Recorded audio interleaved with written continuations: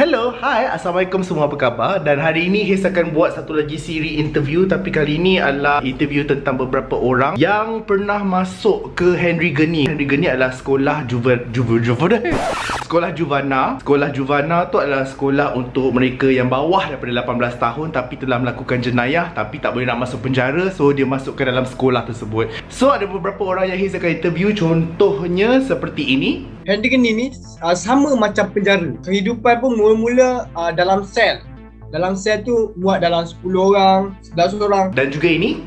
Saya yang lalui benda tu pun rasa macam setiap hari akan ada kenangan pahit yang korang akan rasa yang tak pernah rasa. So let's start now. Mana aku letak kamera aku ni?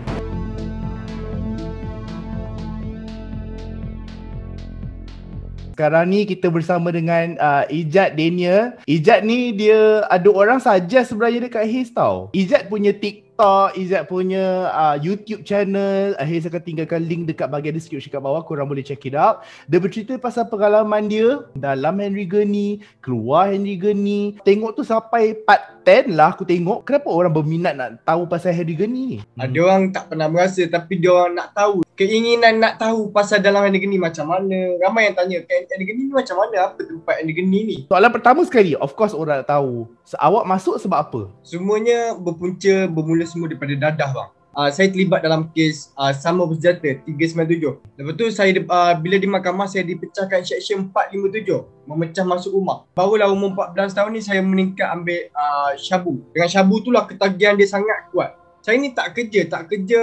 Jadi bila tak kerja saya nak cari duit tu dengan hasil pecah rumah, dengan hasil-hasil yang kerja jenayah. Sebenarnya saya tak tahu tau dekat Henry Geni tu ada section untuk perempuan. Ada je sebenarnya, tapi kebanyakan untuk lelaki. Macam lelaki punya blok kan dekat-dekat, tapi perempuan tu jauh sikit. Macam ada padang kat belakang sekali. Awak masuk Henry Geni atas kes apa ya? Kes 12-2, memiliki dadah. Kena tangkap tu umur saya 16 tahun. Apa yang menyebabkan awak boleh masuk dalam Henry Geni? Saya buat jenayah sampai masuk sekolah ini saya sama berkumpulan bersenjata di bawah seksyen 395 397.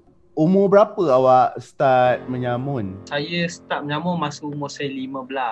Saya dah ikut orang pergi menyamun. Sebenarnya dadah ni dia ada masalah disebabkan keluarga ke? Saya tak 100% menyalahkan keluarga, tapi waktu tu saya macam cemburu. Ayah saya ni ada macam bini kedua dan dia jadi ada anak lain. Waktu tu saya rasa macam tak dapat kasih sayang kat saya. Waktu tu saya jadi macam cemburu lah. Waktu-waktu yang sesuai bila ayah saya tak ada kat rumah. Itu waktu-waktu yang sesuai untuk saya pergi keluar, melepak, dapatkan dadah. Yang awak ni menyamun, yang isi Ijat tu ambil dadah, yang Tirah tu ambil dadah. Apa sebenarnya punca dia? Bapak saya ni dia memang tegas, kaki pukul. Hari-hari mak saya selalu kena pukul. Saya dengan mak saya pun, adik-beradik yang lain pun ada je yang lari daripada rumah tu, kita pergi buat report apa semua. Tapi disebabkan kabel bapak saya ni besar, itu yang dia tak kena tangkap tu. Pada masa yang sama bapak saya pun seorang gangster. Sampailah kita orang memang dikongkong apa semua. Bapak saya pernah ajar saya ajar saya belajar. Dia pernah ajar saya matematik. Saya tak pandai tu, dia ambil pensel, dia cocok pipi saya kan. Dia cakap, bodoh sangat. Dia cakap, dah saya nak buat macam mana dah saya tak tahu. Sebab itulah, itu adalah punca yang saya paling benci belajar. Lepas mak bapak saya bercerai, umur saya 12 tahun, sejak tu saya dah rasa saya akan dapat kebebasan sepenuhnya. Form 2 sampailah Form 5 tu, saya terus dengan AIS, tak pernah berhenti. Allah, tak rosak ke badan? Awak jadi apa rupa tu? Waktu dah berhenti nanti baru saya dapat efek. Saya dah mata saya ni dah rabun. Saya pun tak dapat jalan dengan stabil. Kadang-kadang kalau saya berdiri pun saya rasa macam nak tumbang. Lepas tu gigi saya reput, sentuh sikit dia macam kena apa-apa sikit mudah patah. Macam saya dia dah reput lah, depan ni dah habis. Dia hancur-hancur, banyak hancur-hancur dalam. Dia kikis. Maksudnya awak dah ketagih lah kan? Macam mana awak boleh masuk dalam sekolah yang tidak ada sumber untuk awak teruskan? Saya mengalami orang kata gian. Sakit-sakit badan.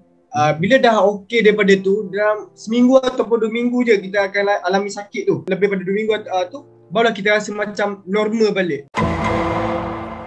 Sebenarnya Haze tengah edit video ni dan ini adalah tambahan last minute. Video tu sebenarnya dah lama dah. Bukti dia video tu rambut Haze pendek dan kali ni video Haze panjang ni. Part ni Haze tambah kemudian lepas dah edit dan aku tengok dan aku rasa terkesan dan aku tak tahu kenapa aku rasa terpanggil untuk kongsi apa yang aku nak cakap ni. Menjadi seorang Hazman Huzair, seolah-olah Allah tu dia dah bagi peluang bagi nampak banyak benda tau. You're not happy with your life, therefore kau ubah cara hidup kau. Itu adalah pengajaran yang aku dapat untuk diri sendiri. Lepas dah ubah, Allah tunjuk lagi. Oh sekarang ni pergilah Syria. Pergilah sebuah negara yang dahulunya cantik, orangnya cantik, tapi sekarang hancur lebur, semua orang sedang susah, tetapi itu adalah negara Islam. Lepas dah tu aku pergi umrah, Allah tunjuk lagi. Kenapa dekat Masjidil Haram tu macam aku tengah doa dekat depan Kaabah ni, tiba-tiba ada seorang scammer. Kenapa ada orang mencuri dekat kawasan Masjidil Haram. Lepas tu tak boleh nak keluar negara, Covid kan. Haze join satu show dekat TV Al-Hijrah tu, nama dia Dengar. Program Dengar tu pula memberi peluang kepada Haze untuk berjumpa lagi golongan pelacur dekat lorong Haji Taib, penagih dadah yang berusia 65 tahun ke atas macam tu. Dalam rancangan yang sama tu juga Allah tunjukkan lagi ada seorang budak kecil umur 12 tahun yang bapak dia suruh budak tu belikan dia dadah. Dan dalam interview ni pula Allah tunjukkan lagi macam 3 orang lagi yang pernah melalui zaman silam yang gelap dan mereka cuba untuk ubah kehidupan mereka. Tetapi diorang tengok 2 orang tadi tu kan, dia macam seolah-olah faktor tu apa? Faktor dia macam Syamil tu bapak dia, Ijat tu dia macam bapak dia juga dan sebagainya.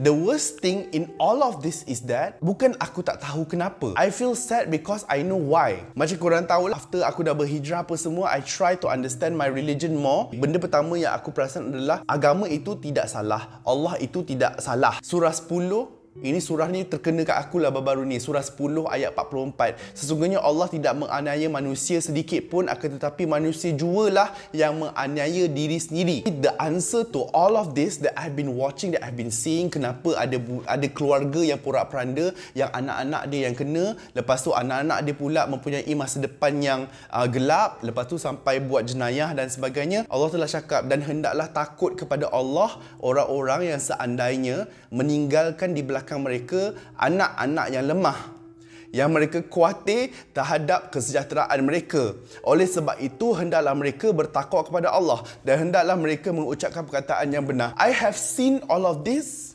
and I am so tired because aku tak boleh buat apa-apa. At the end of the day, kalau aku nampak ada budak kecil yang belikan dadah untuk bapak dia, aku boleh tolong apa guys? Kerana bapak dia sendiri pun decided untuk dia tak takut kepada Allah yang meninggalkan di belakang mereka anak-anak yang lemah. Bapak dia tak khawatir pun terhadap kesejahteraan anak mereka pada masa akan datang. Faham tak? Bila aku cakap pasal benda ni, bila aku tunjukkan kepada korang subjek-subjek yang aku tunjukkan kepada korang ni macam pelacur lah, banduan lah, apa semua tu, this is the reason why I do videos like this on my YouTube channel. It's not for you to judge, bukan untuk korang judge people yang macam dilemahkan oleh generasi yang sebelumnya. I'm not talking about belia. I'm not talking about teenagers. I'm talking about orang dewasa dan bapa mereka serta atuk dan nenek mereka. Setiap daripada generasi-generasi ni adalah hasil yang lemah selepas satu-satu dia lemah. Kalau kita, contohnya saya lah, usia 33 tahun. Saya ada kenal kawan-kawan saya yang seusia dengan saya tapi mak bapak mereka bercerai. Umur mak bapak mereka 60 tahun dan ke atas. Efek dia memberi kepada kita yang anak ini, maksudnya bukan sahaja kita dilemahkan, tetapi mak bapak itu pun dilemahkan oleh generasi mereka yang sebelumnya. The reason why I'm trying to say this because I am so tired seeing things yang aku tak boleh nak ubah. Sampaikan aku dapat offer tau baru-baru ni, My Fund Action. My Fund Action tu adalah NGO yang saya kadang-kadang aktif kadang-kadang yang bawa saya pergi Syria apa semua tu lah. Kali ni diorang nak bawa saya pergi Yaman, beri sumbangan bantuan dekat sana. Kali ni I just told myself, I know My Fund Action is a very good effort, it's a very good initiative, tetapi this time around aku terpaksa decline diorang punya offer. Benda ni macam setengah orang cakap, oh bestnya dapat pergi luar negara waktu COVID, bagi bantuan apa semua. This time around aku nak tolong orang sekeliling aku dulu. Aku tak nak jadi keluarga-keluarga yang aku nampak tu, macam anak dia jadi penagih, anak dia jadi pusher, anak dia beli dadah untuk bapak dia yang penagih, sebab sedangkan masalah itu boleh diselesaikan kalau bapak dia kuat. Faham ke tidak? Kalau mereka ada masalah, aku nak tolong mereka dekat sekeliling aku dulu, because I told myself I cannot help the society anymore, sebab society yang kita hidup ni adalah society yang is beyond help. I'm not sure what I'm saying here is inspiring or not inspiring, because itu bukan intention aku, tetapi apa yang aku cuba buat dekat sini adalah untuk nampakkan korang. If you are suffering now, there's a reason. Sebab korang dilemahkan. Ini bukan saranan tau. Ini bukan ucapan. Ini adalah macam luahan orang yang desperate. Dilemahkan sebab seumur hidup korang tu, apa penekanan yang diberikan dalam kehidupan korang. In order for you to be successful in life, you must have a good job. You must have a lot of money. Tetapi jarang sekali saya nampak penekanan diberikan kepada kita tentang akidah, tentang agama, tentang percaya kepada Allah dan kepada benda yang lebih penting. Guys, I have seen so many people. Orang yang kaya sangat tetapi masih lagi tidak happy. Bahagian ni kalau korang nak ambil dan korang potong, nak share dekat WhatsApp ke apa, silakan. Kalau you all dalam keadaan yang dizalimi, tak kisahlah hati ke, jiwa ke, raga ke, tak kisah. Kita tak bodoh. Allah itu memberi pilihan. Ini bukan sebuah pilihan yang tak boleh diubah. Ini boleh diubah. Sebagai contoh surah 13 ayat 11, surah Ar-Ra'd ayat 11 bercakap Allah tidak akan mengubah nasib sesebuah kaum itu melainkan kaum itu mengubah nasib mereka sendiri. You see, surah 10 ayat 44, sesungguhnya Allah tidak menganiaya manusia sedikit pun, akan tetapi manusia jualah yang menganiaya diri sendiri. It's a choice. You want to be happy is a choice. Kalau kau nak terus diseksa is a choice. Menjadi Islam, kadang-kadang saya perasan bila saya jumpa subjek dan sebagainya, diorang ni selalu ingat macam nak buat macam mana, dah takdir saya, kodok dan kadar saya. Jangan gunakan alasan agama untuk kau terus dizalimi. Agama kita tak pernah menzalimi sesiapa. Kalau kau betul nak bersabar, kau bersabar cara Nabi. Dalam surah apa tu, ada bercakap pasal, nanti saya letak nombor dekat sini. Para Nabi bila berperang, mereka berperang dalam keadaan sabar. Dan sabar itu ada 3 ciri-ciri dalam ayat tu. Yang pertama, tidak lemah, tidak lesu dan tidak menyerah kalah. Bukan sabar macam orang kita. Macam, kena pukul, tak apalah, sabar. Kita kena taat dengan suami. Kena pukul lagi. Tak apalah, sabar. Ini adalah ketentuan Tuhan. Kau gila ke apa? Seolah-olah agama kita ni macam separated tau with our life. Kalau kamu betul-betul Islam, kenapa hidup kamu tidak sejahtera? Itu persoalan dia dekat sini. His bukan marah tau, sebab His memang cara bercakap memang macam ni. This is a form of frustration yang aku luahkan sekarang sebab aku dah penat apa yang aku dah nampak dan aku nak ubah apa yang aku nak ubah. Sedaya apa yang aku boleh dengan cara saya sendiri. Dan kepada adik-adik yang merasakan buat jenayah itu macam biasa-biasa je, adik-adik harus faham tak ada siapa pun dekat atas muka bumi ni cita-cita dia adalah untuk masuk dalam pusat tahanan. Sekolah dengan ni mula-mula tu memang hidup susah gila lah. Sebab kita datang tempat orang kan, jadi kita kena ikut budaya diorang, cara diorang macam mana kan. Masa saya mula-mula masuk dalam sekolah handicap ni, warden sekolah handicap ni kalau kat luar kita panggil macam cikgu disiplin lah macam tu. Dia bagi tahu saya, kau kena ingat 3 perkara. Kau kena baris sedia, kau kena senang diri dan kau kena sedar diri. Maksudnya baris dia, saya kena bersedialah menghadapi segala apa dugaan dan cabaran dalam sekolah handicap ini. Senang diri, kau kena senangkan diri kau dalam sekolah handicap ini, jangan kau menyusahkan orang. Dan yang ketiga, sedar diri. Sedar diri bermakna engkau yang datang tempat kami tak jemput. Jadi kau kena sedar diri kau, sedar kedudukan kau dalam. Bila dah masuk sana, susah, memang susah gila. Pemuli pun tak datang apa semua. Memang sekarang rasa menyesal lah. Sebab masa kita kat dalam, berapa banyak kan kita tak keluar kan. Kalau dulu kat luar boleh cek duit sendiri, kat dalam semua kalau kita nak beli apa-apa, kita akan mengharapkan keluarga kita. Dia memang sedih lah, sakit. Lagi-lagi macam bila kita dah masuk sebulan tu, memang parents saya tak datang langsung. Lepas sebulan tu baru mak bapak saya. Tapi sepanjang tu saya tulis surat hantaran. Memang sedih lah. Kita ingatkan mak bapak kita tak ingatkan kita macam tu. Tapi lepas sebulan dia datang, okey baru. Tu first time saya mengalirkan air mata macam rindu mak betul-betul. Handicap ni sama macam penjara. Kehidupan pun mula-mula dalam sel. Dalam sel tu muat dalam 10 orang, 11 orang. Tapi bila dah tahun 2018, sel tu dipecahkan menjadi dom. So muat dalam 60 orang. Ada tilam, ada yang tak ada tilam. Katil memang tak pernah jumpa, dengan kipas tak pernah jumpa. Suasana dia ada burung gagak bang. Burung gagak, saya rasa macam takut bila tengok burung gagak. Macam, wah ni ke tempat budak nakal, saya terfikir. Tempat kita orang tinggal tu, dia satu blok panjang. Dalam tu, itulah dorm untuk tempat kita orang tidur. Itulah ada kelas, itu ada bengkel. Kat luar gayung untuk mandi. Aha. Tapi kami gunakan benda tu sebagai semula jadi. Gayung tu kalau macam tak ada tempat nak mandi kan, jadi kita boleh tak ada air untuk kita mandi. So gayung tu boleh jadikan kita punya makanan, bekas makanan kan. Hello, selamat datang ke YouTube channel saya dan hari ini kita akan berdiskusi dengan seorang yang bukan berada dekat dalam negara, dengan orang Jepun. Ini namanya Koji. Koji satu hari dia telah memberitahu kepada Haze yang macam dia tengok video Haze dan sebagainya. Follower saya dalam Instagram bagi tahu channel abang dan saya tengok channel abang, video channel abang dan dengar bahasa Melayu. Macam tu saya belajar bahasa Melayu dari channel abang. Video saya banyak pakai bahasa pasar. Awak boleh faham ke? Tidak, saya sangat tidak boleh faham bahasa pasar, tapi saya ingin belajar bahasa pasar. Awak boleh faham ke video-video saya? Boleh sikit tapi sangat susah untuk faham. Sebenarnya sangat susah. Kenapa awak belajar bahasa Melayu? Ini long story. Oh, long story. Ceritalah. Abang jangan gerudi bang kejap tengah. Sekarang ni kita tahu dalam Harry Geni tu bukan saja daripada segi cabaran pelajaran, tapi ada cabaran daripada segi sosial ataupun berada di dalam Harry Geni tu sendiri. Okay, awak ambil SPM masa dari dalam Harry Geni kan? Keputusan awak macam mana? 4B, 2C+, 2D. Itu je. Sangat okey tau, sebab kalau dekat luar daripada Harry Geni tu, orang dia tak buat jenayah apa, dia tak ada dalam Harry Geni, tak ada dalam sekolah Juvana, tapi masih lagi ada keputusan seperti G tidak hadir. 2A, 4B, 1C, 1D. Okey lah sebenarnya. Alhamdulillah saya dapat 5A dalam SPM. Ya astaghfirullahalazim, ini berdapat 5A ni daripada dalam sekolah Harry Geni tau. Saya paling benci belajar masa saya kat luar, tak ada minat langsung. Tapi bila saya dah masuk kat dalam tu, setiap malam ataupun kadang-kadang tengah duduk sorang-sorang apa, saya akan macam terfikir. Cikgu-cikgu bagi motivasi, warden-warden kat sana dia bagi motivasi yang dia cakap, korang ni kira beruntung masuk dalam ni jahat-jahat, masuk dalam ni dapat masuk akademi.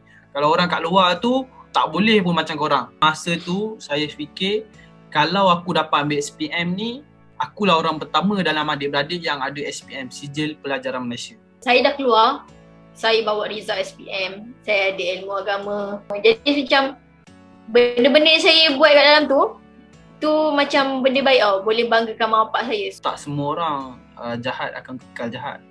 Tak semua orang baik akan kekal baik. And so yang perlu ada cuma usaha.